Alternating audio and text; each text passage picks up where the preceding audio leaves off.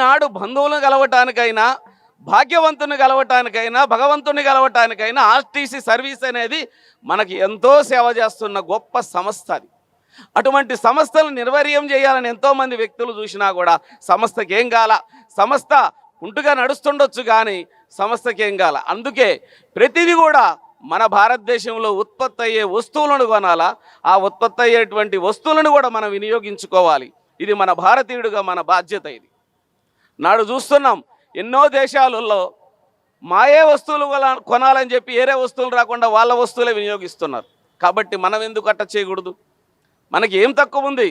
పంట పరంగా కానీ అనేక రకాలుగా అన్ని ఉత్పత్తులు కూడా మనం చేసుకుంటున్నాం. కాబట్టి భూమి అనేటువంటిది ప్రతిదీ కూడా పేదవాడికి అందాలి. భూమి లేకపోతే కష్టం. రాబోయే రోజులలో మన హైదరాబాదు ఇది మరొక స్థాయికి వెళ్ళిపోబోతుంది. ఇది ఢిల్లీని కూడా మించుతుందని పెద్దవాళ్ళు అంచనా వేస్తున్నారు దీని మీద.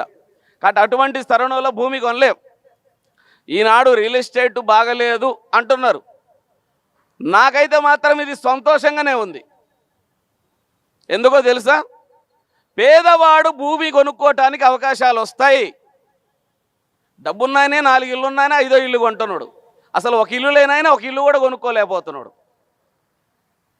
అంటే ఈ ప్రభుత్వాలు కావచ్చు, కొన్ని విధానాలు కావచ్చు, ఇవన్నీ కూడా ప్రజల ఆర్థిక వ్యవస్థ బలోపేతానికి ప్రభుత్వాలు సహకరించే దాంట్లో విఫలం కావచ్చు.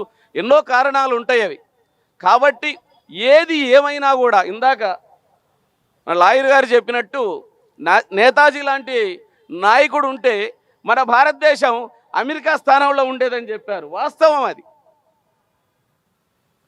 ఏ నాయకుడిని చూస్తే చిన్న చిన్న నాయకులు కాంచి పెద్ద నాయకుడు దాకా ప్రజా సమస్యల మీద ప్రజా వ్యవహారం మీద లేదు. అది వదిలేశారు. ప్రభుత్వాలంటే ప్రభుత్వానికి ప్రజలకి వారధిగా నిలబడాలి. రాజకీయ పార్టీలు అంటే వారధిగా లేవు. వారే ఒక వారు కట్టేస్తున్నారు. కానీ ఇంకా దాంట్లోకి వెళ్తే చాలా విషయం. భూమి అనేది మనకి ఎంతో కూడా విస్తీర్ణం. హైదరాబాద్కు మనం చేసుకున్నటువంటి గొప్ప అవకాశం ఏంటంటే ఎటు చూసినా కూడా భూమి మనకి విస్తీరణ చాలా ఉంది మన హైదరాబాద్. కాబట్టి కొన్ని కారణాల వల్ల భూమి రేటును తీసుకొచ్చారు దానికి. కానీ ఈనాడు ఈ విధంగానే కొన్ని రోజులు జరిస్తే మన అందరికీ కూడా భూములు దొరుకుతాయి. కొంత కష్టకాలం బిల్డర్లకు తగలొచ్చు.